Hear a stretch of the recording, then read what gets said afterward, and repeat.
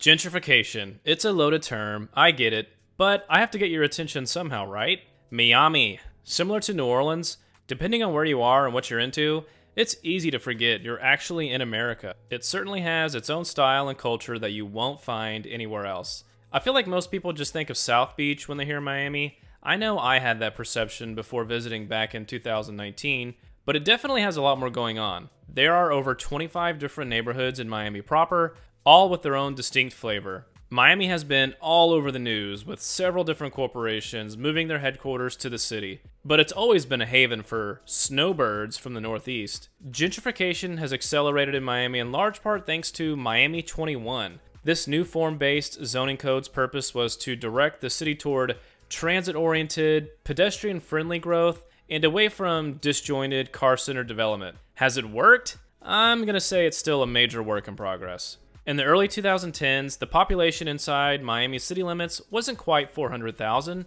By the time of the 2020 census, it had grown by over 10%, up to a population of over 440,000 people. The median home value has gone from just $309,000 in 2018 to $580,000 in 2023. With all the new construction and people migrating to South Florida, it sure looks a lot different than the Miami of a couple decades ago. Now let's explore the top 5 neighborhoods in Miami that have experienced the most gentrification since the early 2000s. We're gonna go from north to south and start out in Little Haiti. Located in the northern part of the Miami city limits, just a few blocks off the coast of Biscayne Bay, the demand for Little Haiti real estate has jumped up significantly recently due to its relative high elevation. At 7 to 14 feet above sea level, it's home to some of Miami's highest real estate. That's kind of funny. So Little Haiti has basically just begun gentrifying. Hasn't had a total facelift quite like the other neighborhoods in this video, but the development that's really going to change the look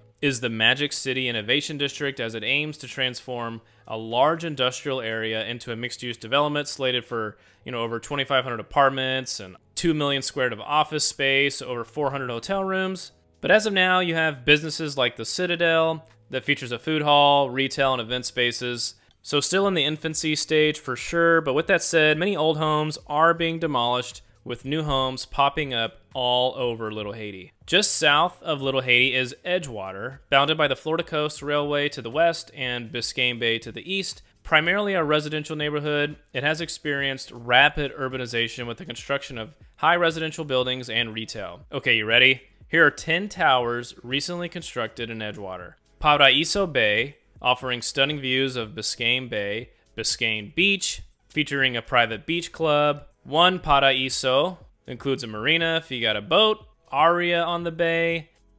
Gran Paraíso. Icon Bay. Bay House. Paraíso Bay Views. Missoni Bahia.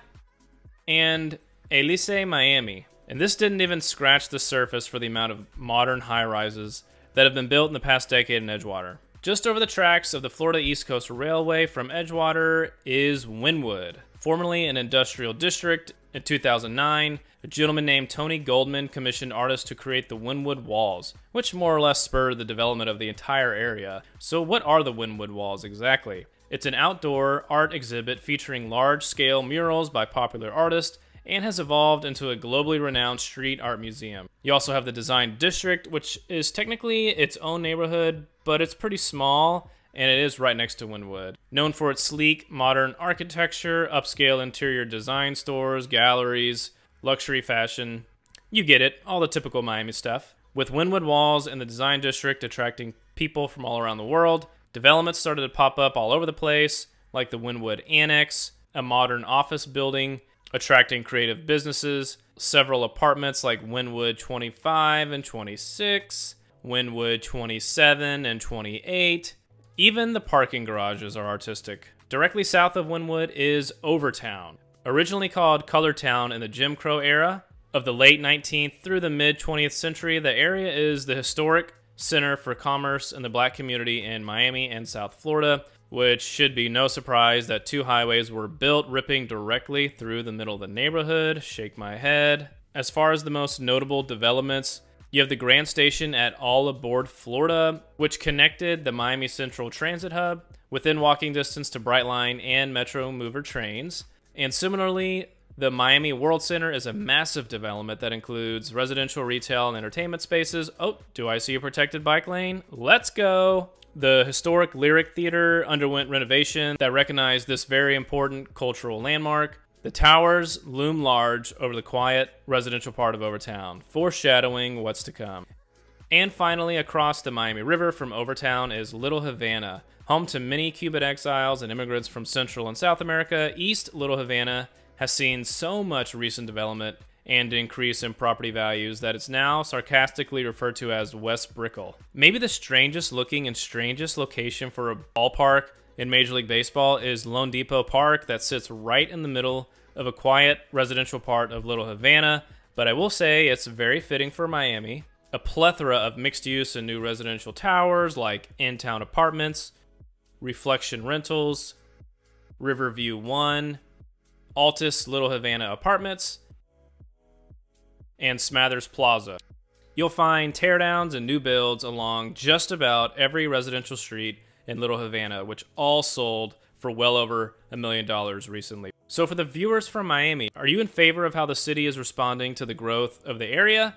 I'm curious to hear what life is like in Miami these days. Miami kind of reminds me of Houston, as the development and improvements are really block by block. You got $1 million condos and homes right next door to abandoned warehouses or empty lots. However, I am a huge fan of Art Deco and Miami Modern, aka MIMO architecture. Ciao for now.